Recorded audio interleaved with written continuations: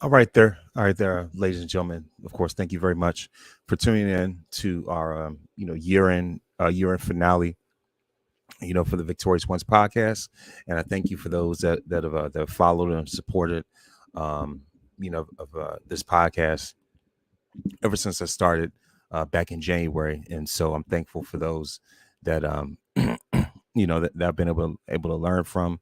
What I mean, I get advice from and just find ways to grow. Those I've been able to network with, so on and so forth. And of course, for those that are watching by way of YouTube, go on youtube.com / Von Resper Jr. Like and subscribe there. So I'm looking to build my subscriber count as well. Just looking to expand this brand more and more. As what I mean, as time goes on. So of course, I'm going to present. Of course, this is my very first awards show, if you will.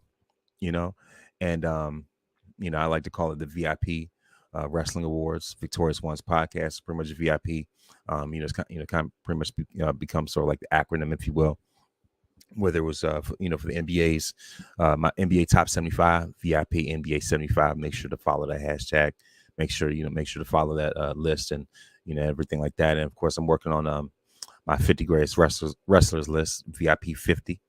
You know what I mean? So and of course, without further ado, of course, this is my very first, once again, very first wrestling awards show. At the end of the year, because I've seen other podcasts do a shout out to Black Announce Table for their for their award show, the Grammys, which takes place, which is funny, on January 6th. You know what I mean? So shout out. You know what I mean? Of course, obviously Jericho ain't getting no awards, I could tell.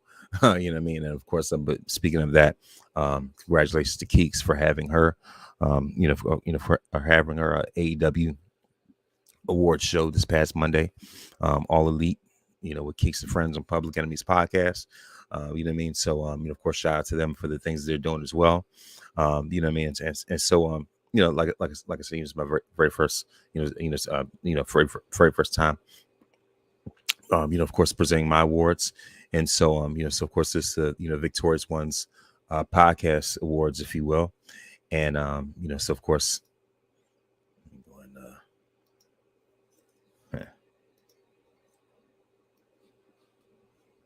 way at. So anyway, yeah. So like I said, this is very first time that that I've been doing this, and so see if I could. Yeah. So anyway.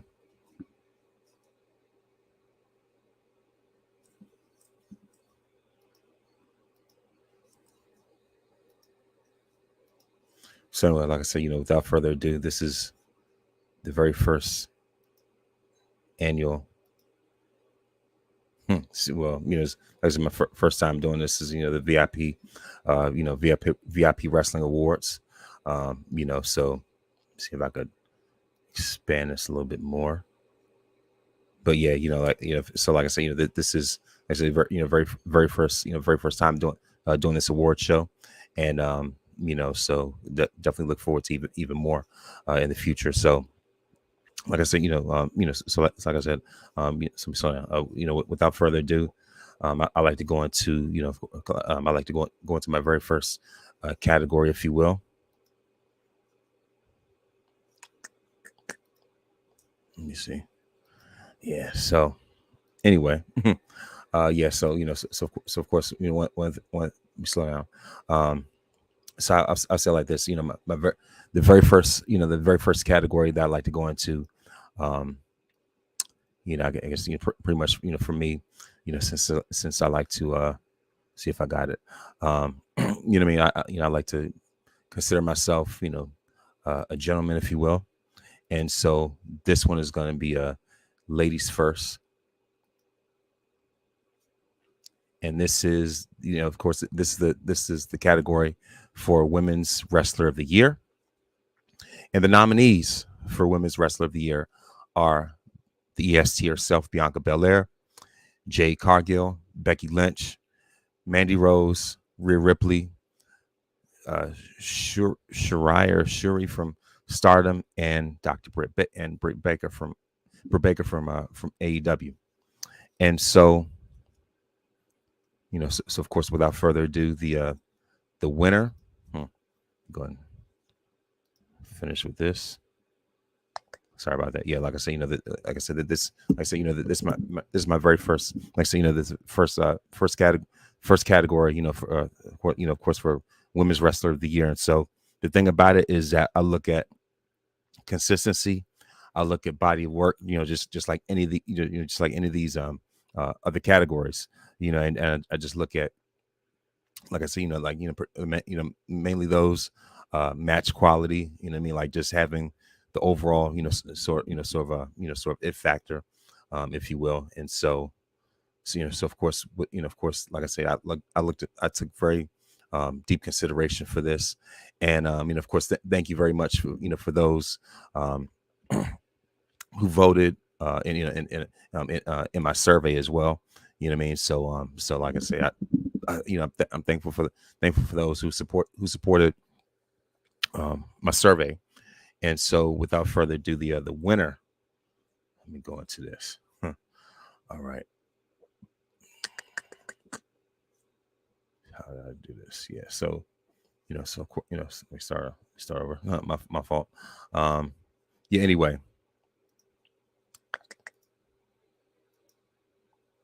Go ahead and stop sharing.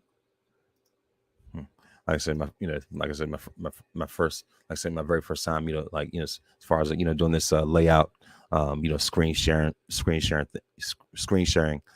process, if you will. You know what I mean? Let me slow down. So I just had it. All right. Where are you at? My fault. Like I said, sort of technical difficulties, if you will, but of course, not gonna be that long. So here we are. All right. So the winner. Start over. Like I said, of course, the winner of the women. That ain't it. Oh gosh.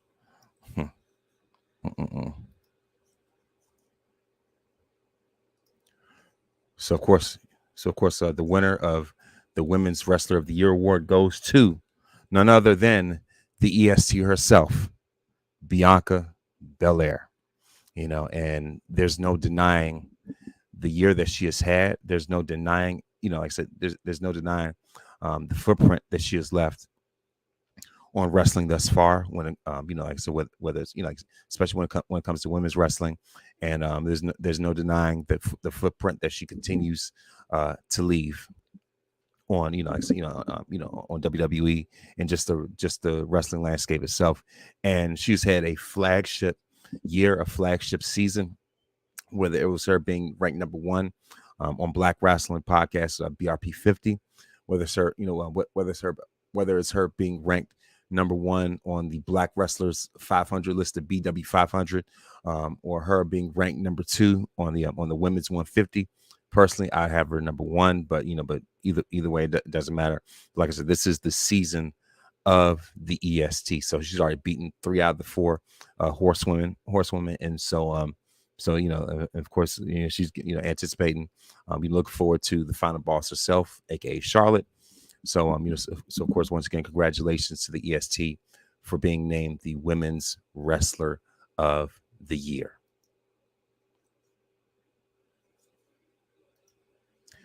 All right, and so now I'm going to go into, excuse me, so of course now I'm going to go into my category of Wrestler of the Year.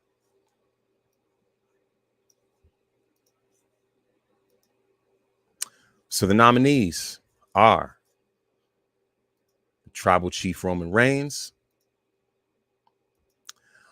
Jon Moxley, Seth Rollins, Bobby Lashley, Sheamus, and Gunther. So so those are the nominees originally.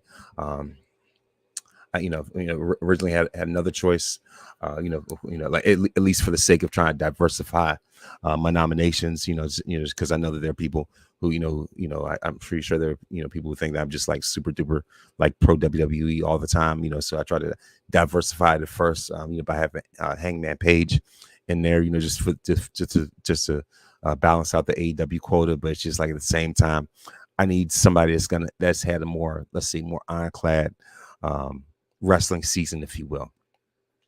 And so, for that slot, I decided to go with Bobby Lashley because of the year that he's had. Of course, early on this year, he was a WWE champion. Of course, he feuded with Brock Lesnar. Lashley's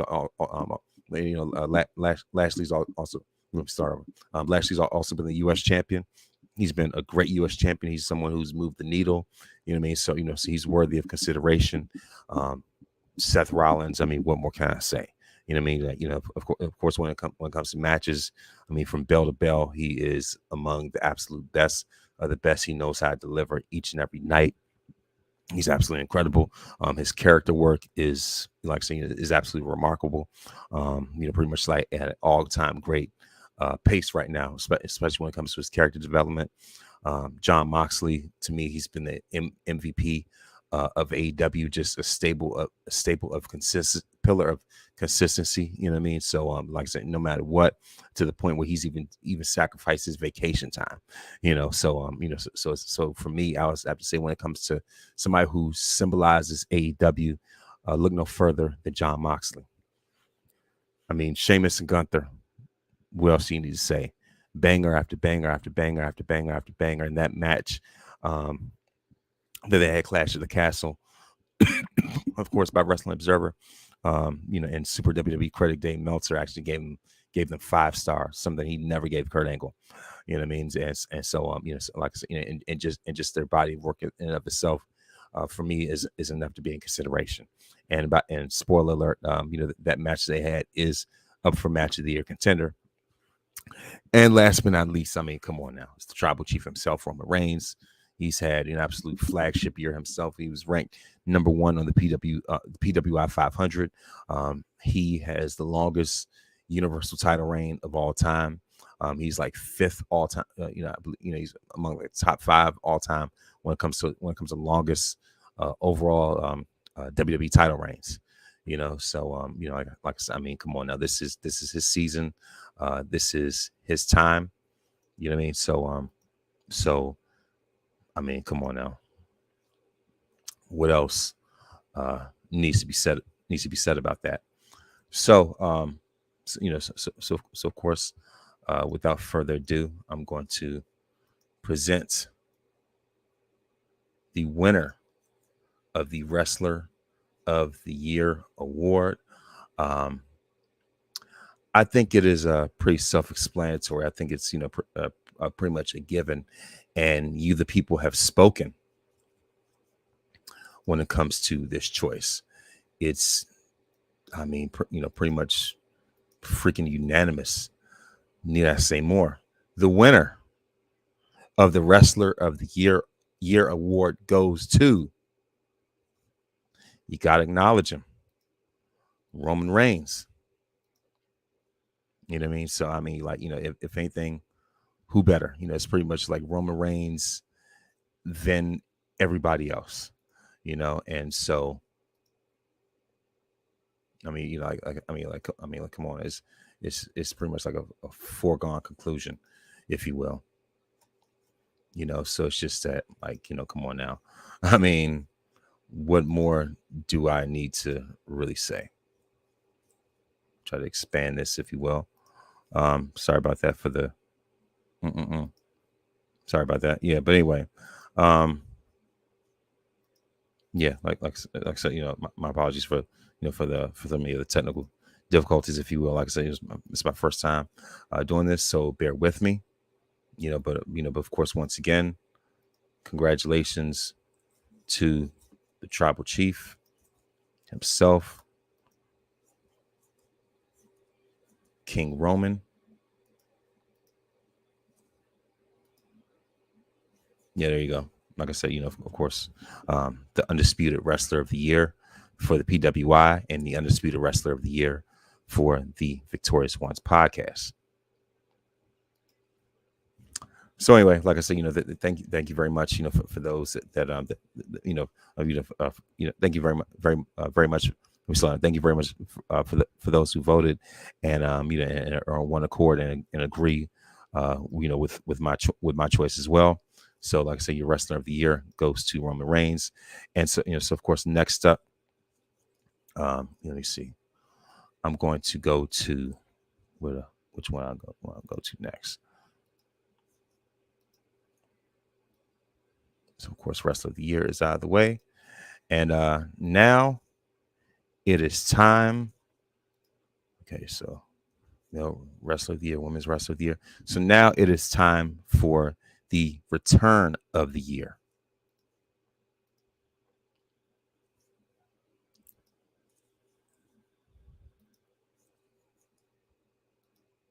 And so, so of course, the nominees for Return of the Year are Cody Rhodes.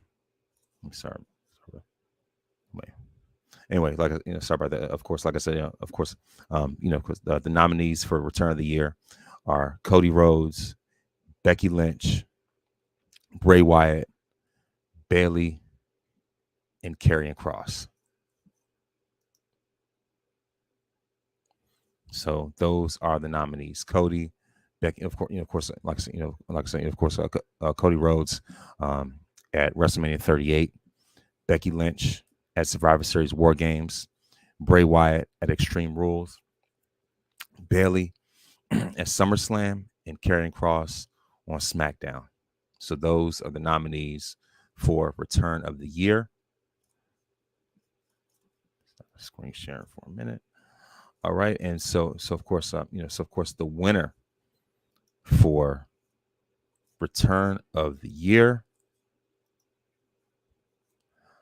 I think it's pretty much a foregone conclusion at this point. So of course, my winner for the Return of the Year will go to none other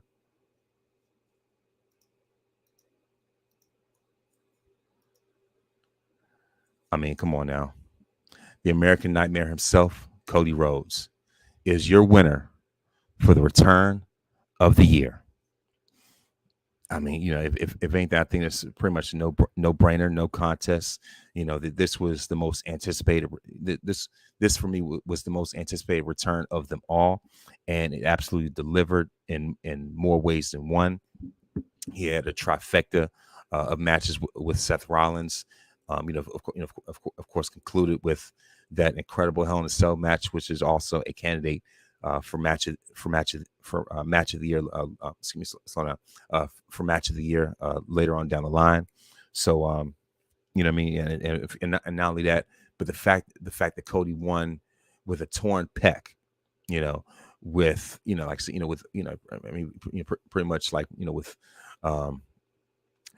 he might as well have been literally fighting with one arm. You know what I mean? So, like I said, with that type of effort was absolutely incredible. And, and like I said, I look forward to even bigger and better things for Cody going into 2023 when he makes his return.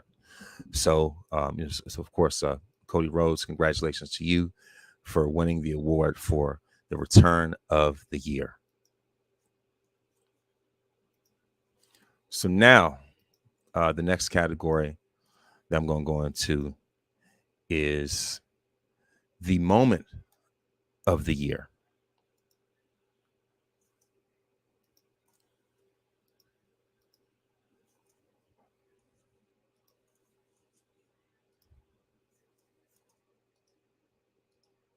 And the nominees for moment of the year, I've just been, trying to make sure everything's all together. So sorry about that pause. But of course, the nominees for the moment of the year are Brock Lesnar lifting the ring with a tractor at SummerSlam, The Undertaker's Hall of Fame induction, Vince McMahon stepping down, Vince McMahon's sudden retirement, or the way that he retired, rather.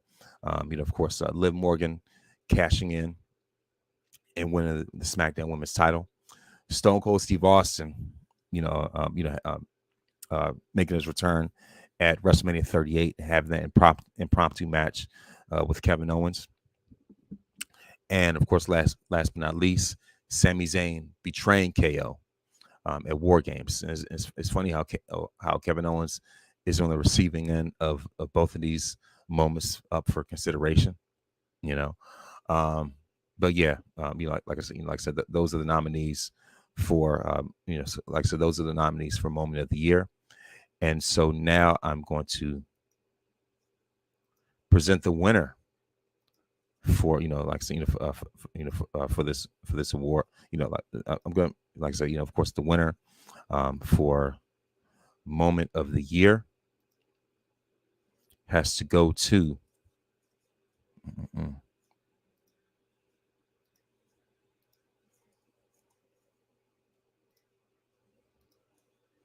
none other than Vince McMahon's sudden retirement. As far as I'm concerned, the reason why this wins, like I said, the reason, as far as I'm concerned, the reason why this gets the award for Moment of the Year was because of the fact that it transcends anything that's inside the square circle. This was something that sent shockwaves all around the entire wrestling community. It was something that, like I said, it just created such a massive like ripple effect when it comes to wrestling, and the thing about it, and of course the thing about it is that when I looked at some of the results, some of the voting, the closest thing that came to it was Brock lifting the tractor. And so, like not lifting the tractor, but lifting the ring with the tractor, which was an insane moment in and of itself. But I think that this gets the edge just because of the impact that it has industry wide. So Vince McMahon infamously wins the award for Moment of the Year. So now, I guess these pretty much kind of go hand in hand.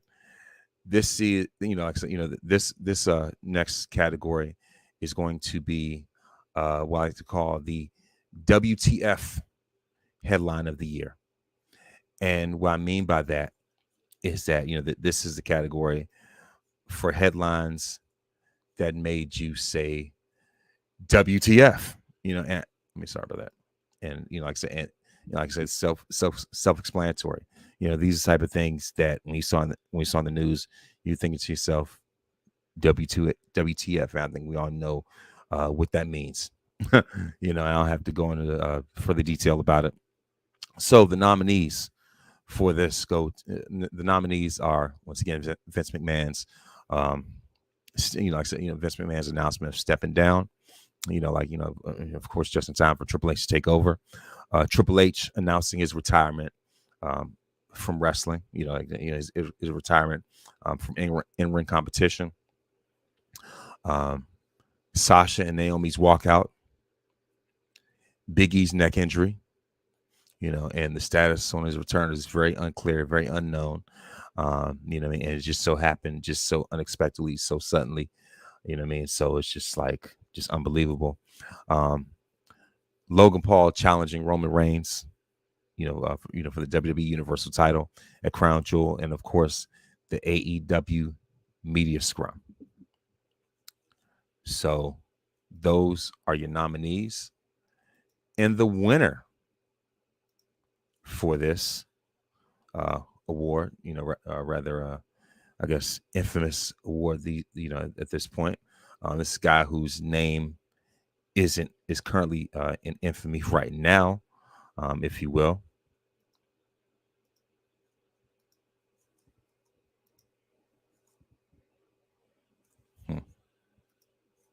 And that goes to none other than the notorious VKM himself, Vincent Kennedy McMahon. And of course, this one, once again, I don't want to sound like I'm repeating myself. I said this is something that sent complete shockwaves, and like I said, it just completely just shook wrestling to its core.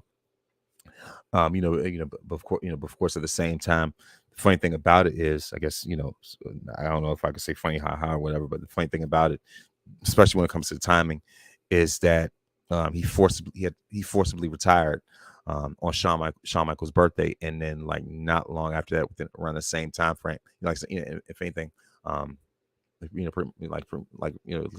I think like the same day or whatever, Triple H took over. As like the executive vice president. So, so when it comes to create, when it comes to talent relations and creative and, making all those like major decisions, Triple H has taken Vince's spot, in that regard. And since then, you can pretty much, overall, I would say that the product has improved. Now, you can still say that, that the product, has its fair share of flaws.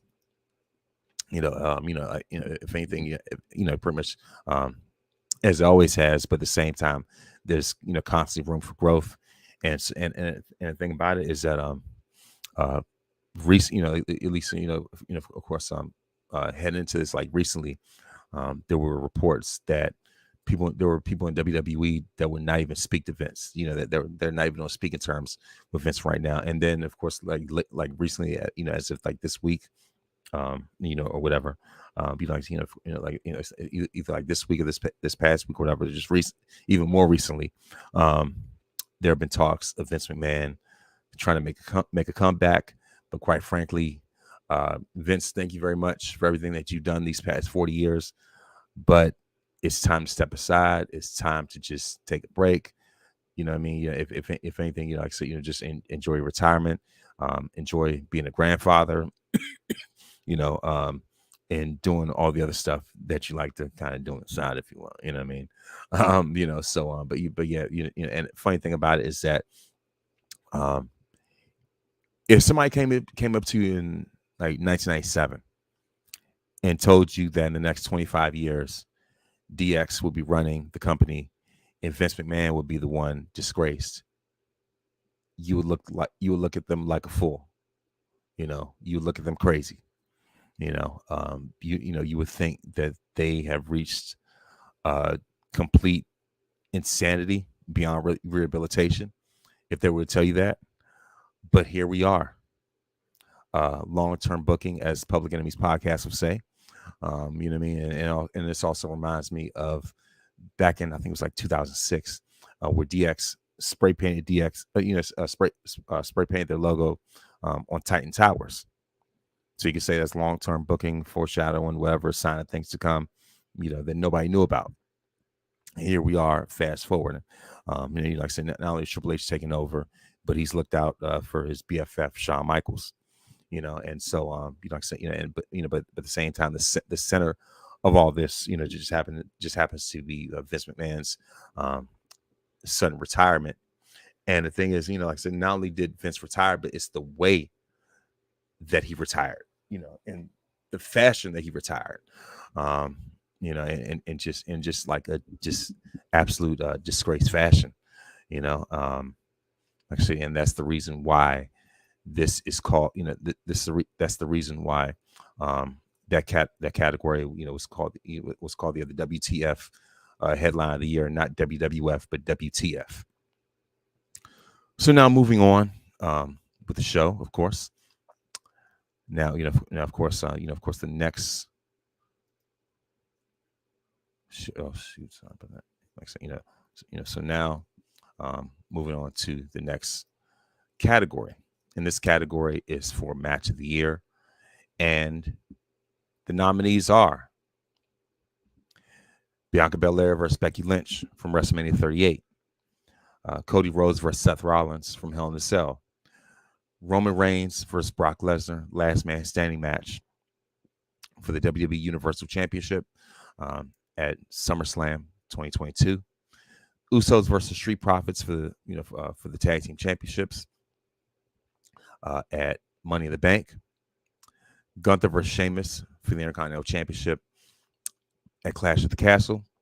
Roman Reigns versus Drew McIntyre for the WWE Universal Championship at Clash of the Castle as well.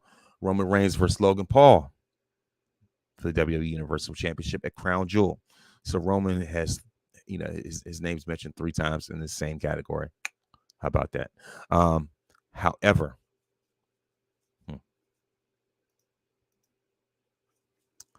there can only be one winner. And I'm just going to build up suspense, if you will. I guess not too much, but like I said, all those matches are great. All those matches were absolutely incredible. But of course, thing about it is that, once again, as I've said before, there can only be one winner. And so I have decided to, of course, without further ado, I have made my decision, my executive decision, if you will. Or, not so much executive decision, but my decision as well as the choice of the people. So the winner of the match of the year for 2022 goes to, kind of make some type of drum roll thing, so the winner of the match of the year for 2022 VIP Wrestling Awards goes to Bianca Belair versus Becky Lynch from WrestleMania 38. And that, for me, hands down, was the best match of that night. Like I say, and just because of the story leading up to it, this was Bianca's redemption tour. After that embarrassing 26-second loss at WrestleMania 38, and just the way that Bianca built herself up after that point, whether it was her performances at Crown Jewel, winning the Women's Elimination Chamber match to become the number 1 contender, and because it all led up to this point, and and just her entrance coming out there with that marching band. I think it was from Texas Southern University, so that just lets you know already, like, the atmosphere had been set, that she was going to come out of this as a champion. She was absolutely on a mission, and the mission was accomplished. Congratulations to Bianca Belair for winning the Match of the Year award. So my next category for this will be what I like to call the Milestone of the Year award. And of course, like I said, the milestone of the Year award goes to championship wins that have that have been very impactful, historical in different ways, if you will. And wins that just further elevate that championship, and of course the nominees for this, the nominees for this award go to, sorry about that, without further ado, the nominees are Roman Reigns becoming the longest reigning Universal Champion of all time, Roman Reigns unifying the titles at WrestleMania 38, the Usos unifying the but the Usos becoming the longest reigning tag team champions, breaking the New Day's record, New Day becoming the NXT tag team champions, and Chris Jericho winning the Ring of Honor World Championship, ROH, World Heavyweight title. So those are the nominees for Milestone of the Year. And without further ado, the winner of the the first ever Milestone of the Year award for the Victorious Ones podcast goes to, let's check this out.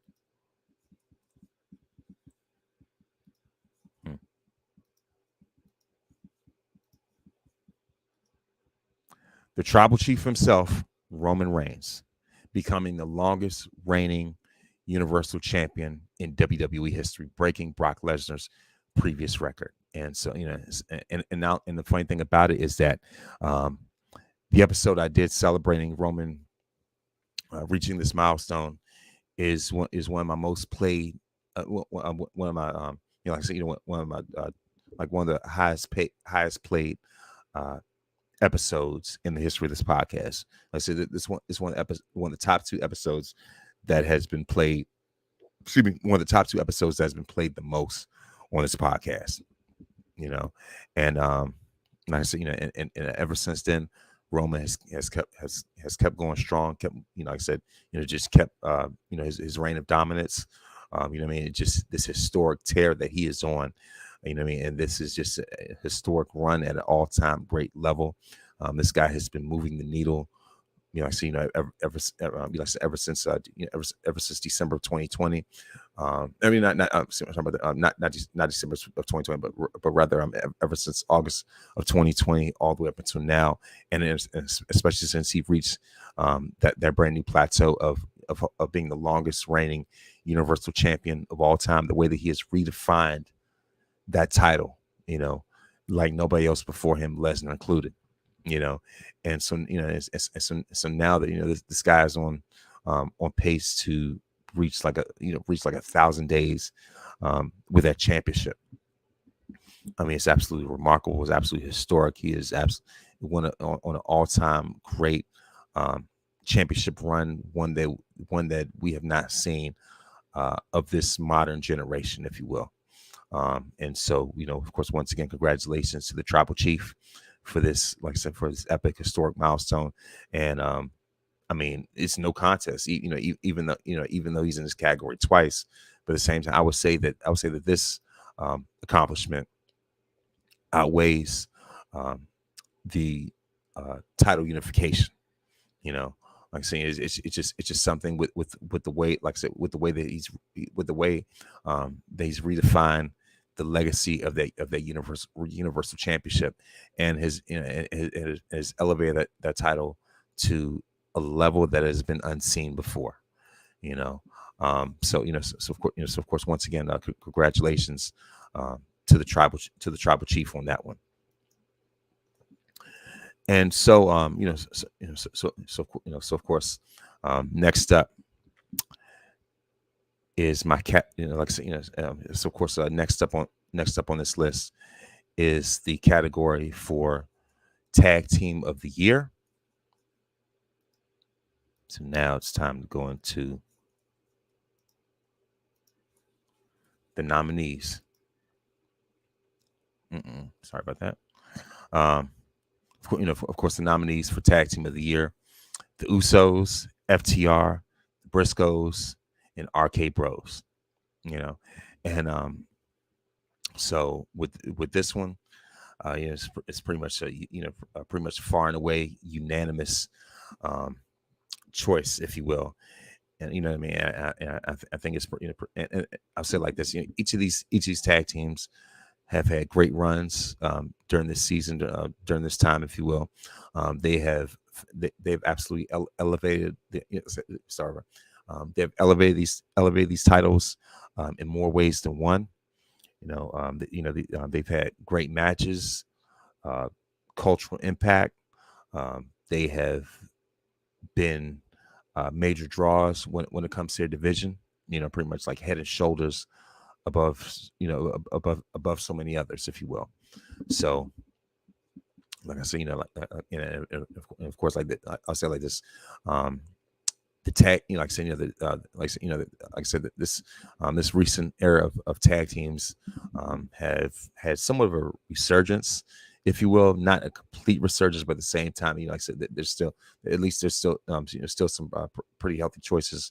When, like I said, I'll say like this when it comes to tag team wrestling. So of course, once again, the nominees are the Usos, FTR, the Briscoes, and RK Bros. So and the thing is, I had to narrow down to those main four. So so of course now it's time for me to make my decision when it comes to when it comes to the tag team of the year. Sorry about that. And of course, your winners of the of course, your winners of the Tag Team of the Year award. I think it's kind of a no-brainer in this aspect. The day ones, the Usos. And of course, congratulations to the Usos for winning the Tag Team of the Year award. And if anything, this is their season. I mean, the Usos are, of course, are legendary, have reached legendary status, an all time great tag team. Top 3, top 5 all time. Of course, on my recent top 10 tag teams episode, I actually have them ranked second. You know what I mean? But at the same time, as of right now, as of this year, they are the ones. They, like I said, that they're just an all time great generational tag team. You know what I mean? And the thing about it is that even though they come from an iconic wrestling pedigree, they have found ways to move their lineage forward. Like I said, and the things when you look at the Anawani family, you look at, they've had, like I said, absolutely incredible lineage and history of talent. And of course, especially when it comes to the tag team division, of course, when you look at the Wild Samoans, the Samoan SWAT team, the Head Shrinkers, I mean, you name it, and then all the way down to where we have it with the Usos. Like I said, they have taken that torch when it comes to tag teams and ran with it to the highest degree. And now, and now they're the longest reigning tag team champions in WWE history, and of course, and if I'll say it was very fitting for them to break that record by beating their arch rivals, the New Day, who were the previous record holders. And so it's just like, like the Usos are just on like I said, on a very historic march themselves. What I mean? So of course they absolutely earned it. Congratulations to Jimmy and Jey Uso for being named the Tag Team of the Year. And quite frankly, there was no other greater choice. The thing about it is that, I'm pretty sure that there are people who say, what about FTR, what about the Briscoes? But the thing about it is that especially of course recently Briscoes and FTR had an all-time great match. But the thing about it is that, especially when it comes to FTR, their biggest challenge is camera time, is TV time. So the fact that they have to fight for TV time, even though even though they've been win all these different titles and things like that, but the fact that they have to fight for TV time is what takes points away. Meanwhile, the Usos are front and center of of the biggest storyline in wrestling, not just in WWE, but just wrestling itself. Like I said, they're part they're part of the central melodrama storyline in all of wrestling, and that is the bloodline. So that elevates their stock as well. Not to mention they've had absolutely all-time great matches themselves, and it's like whenever they get into the ring, they're gonna deliver. What I mean? Like whether it's with their their arch rivals, the New Day. I keep saying that, but like I said, whether it's with the New Day, whether it's Street Profits, you name it, the Usos know how to elevate. Like I say, elevate the quality of the match, and so quality of the matches that they're in. So so of course, once again, congratulations to the Usos for for being the Tag Team of the Year. I don't think there was anybody that was going to do it any better. Now, next up is of course, the next. Sorry about that. Of course, next up is the Faction of the Year. And so with this one, I'm going to narrow it down to 5 main choices.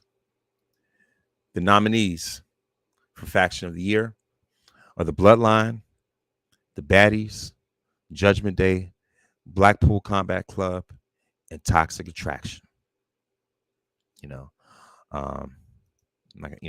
So of course, the winner of this award for Faction of the Year,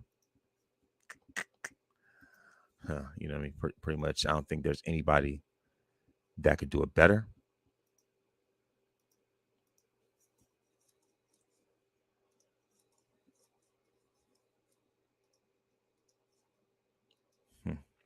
I mean, who else could do it better? The winner of Faction of the Year goes to the Bloodline.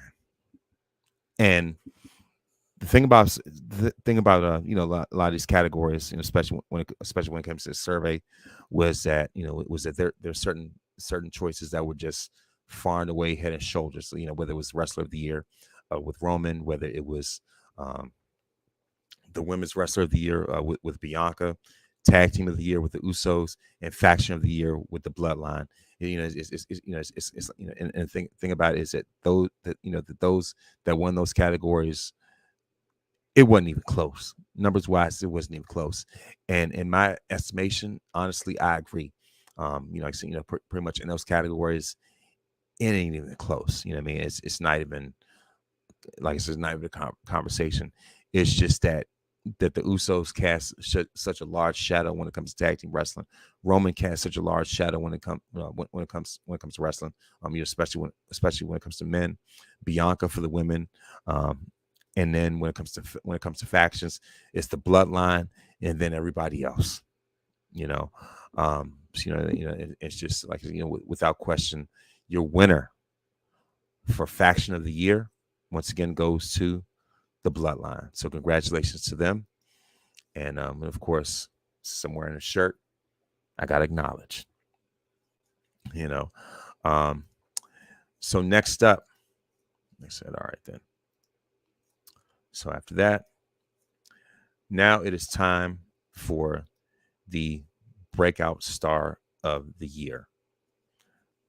And this category goes to those that are just can't miss.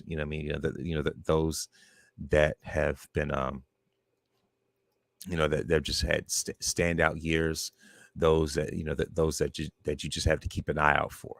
Like I said, those that have just been improving and growing by leaps and bounds, that are on the precipice of something even greater. How about that precipice? What I mean? So if anything, and of course, without further ado, the nominees for Breakout Star of the Year go to Jade Cargill, Ricky Starks, Carmelo Hayes, Solo Sikoa, Braun Breaker, and Austin Theory. So without further ado, the winner, and the thing about it was that it's just like like when it comes to this, I was kind of conflicted when it came to this choice. You know what I mean? It's just like, I mean, it was tough. It's just like, and the thing about it is that each of them have had breakout years. Have had a breakout year. I mean, whether it's of course, whether it's Braun being the current NXT champion, Carmelo going from being in the North, sorry about that. Whether it's Braun Breaker being the NXT champion, Carmelo being the North American champion, and having incredible matches, great matches, great promos. You know what I mean, and just he just oozes of swagger. You know what I mean. So as far as that, Austin Theory being a 2-time U.S. champion, Money in the Bank winner, Solo Sikoa being the enforcer of the Bloodline, and also being an NXT North American champion as well. You know what I mean, and just being, like that, like I said, the enforcer, that new latest attraction that he is becoming. You know what I mean, and just kind of like the X factor when it comes to Bloodline now. Just his impact on that end. You know what I mean? So of course, Ricky Starks, just the rise that he's on right now.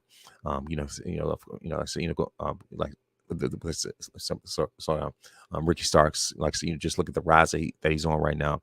Going from the TNT champion to having this surge, this run, this push for the AEW championship. So of course he's in prime position, prime time position to reach that next level, reach that next status, reach that next plateau, especially with this feud with MJF. And especially when it comes to especially when it comes to his rankings, all these different lists. Like see recently BRP, I think he's ranked like number 8 on that list. You know what I mean? That just goes to show that they have a lot of faith in him. they have a lot of faith in him. So that they have invested a lot in him as well. You know what I mean? And so like I said, he's I mean, sky's the limit. You know what I mean? So shout out to my man Ricky. Gotta do that for him. You know what I mean? So so as far as that, and then of course there's Jade.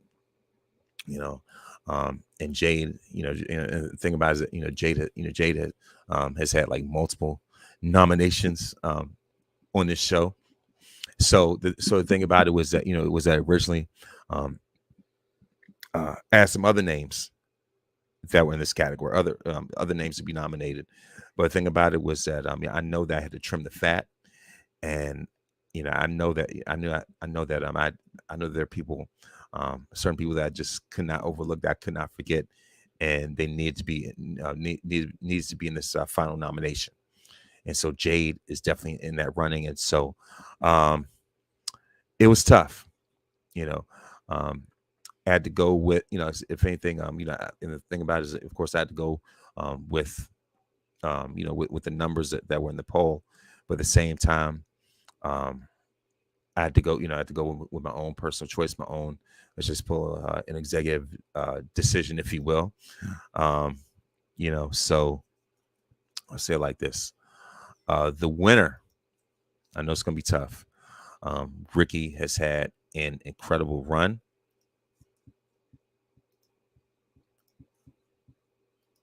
But your winner for Breakout Star of the Year goes to Jade Cargill, the Queen Baddie herself. I mean, the fact that she is undefeated as a TBS women's champion, and she has elevated that title and has made it feel even more important than the actual AEW Women's Championship.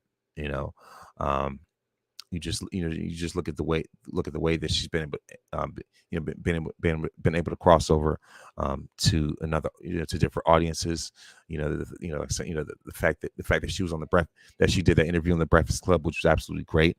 The thing is, even with this feud that she's been having with Bow Wow, which is, to me, is absolutely hilarious. And of course, by the way, RIP to Shad Moss.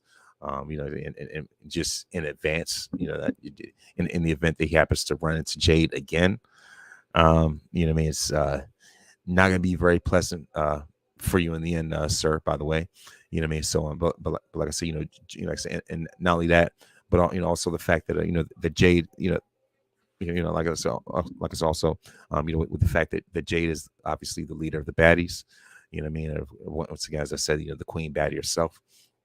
And it's just the fact that, like I said, there's just no denying Jay's greatness. I know that of course, I know they're on the on the BRP 50. Jay was ranked third on that list.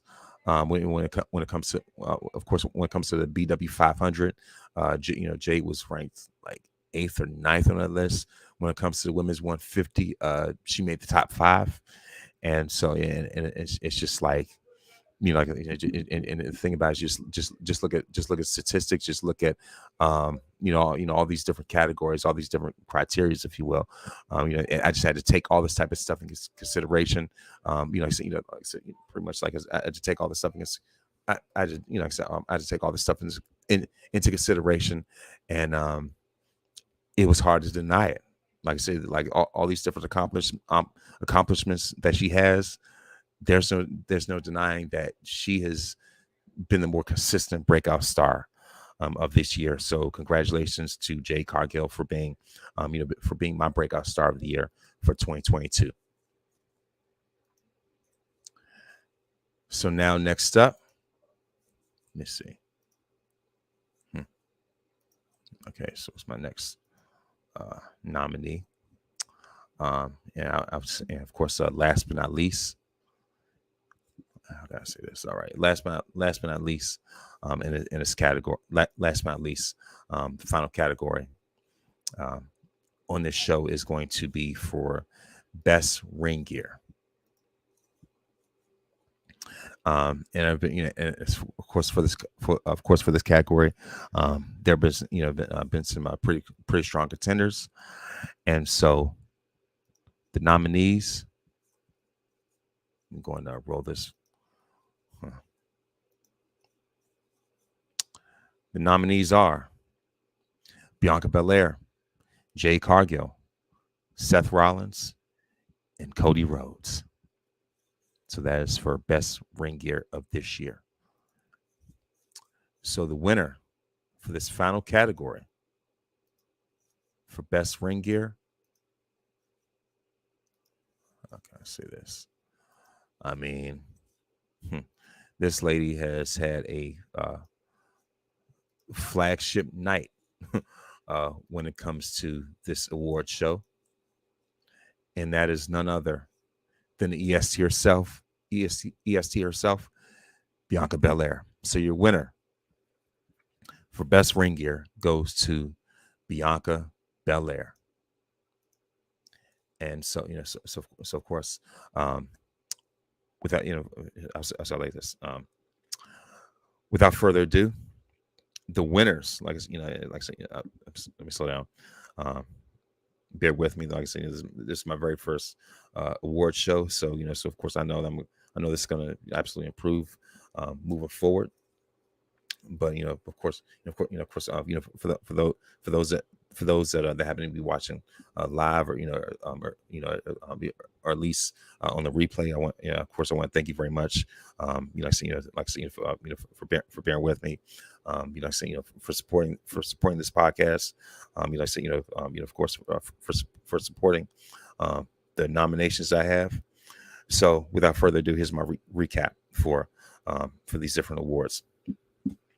Wrestler of the Year, Roman Reigns. Women's Wrestler of the Year, Bianca Belair. Return of the Year, Cody Rhodes. The WTF Headline of the Year, of course, WTF Headline of the Year, Vince McMahon's retirement. Moment of the Year, Vince's retirement once again. Match of the Year, Bianca versus Becky from WrestleMania 38. Milestone of the Year, Roman becoming the longest reigning Universal Champion. Tag Team of the Year, the Usos. Faction of the Year, the Bloodline. Breakout Star of the Year, Jade Cargill. And Best Ring Gear, Bianca Belair. So those are your winners for tonight. You know what I mean? So if anything, I've absolutely, like I said, like I said, this is my first time doing this, and like I said, I've absolutely had a great time, an amazing time with this, and and of course, once again, like I said, I want to thank everybody who's ever seen this. I want to thank everybody that I've interviewed. You know what I mean? And so like I said, of course, I look forward to greater things in store for 2023, and I hope you all, absolutely enjoy your holiday. Have a Merry Christmas and Happy New Year, and I look forward to the best is yet to come.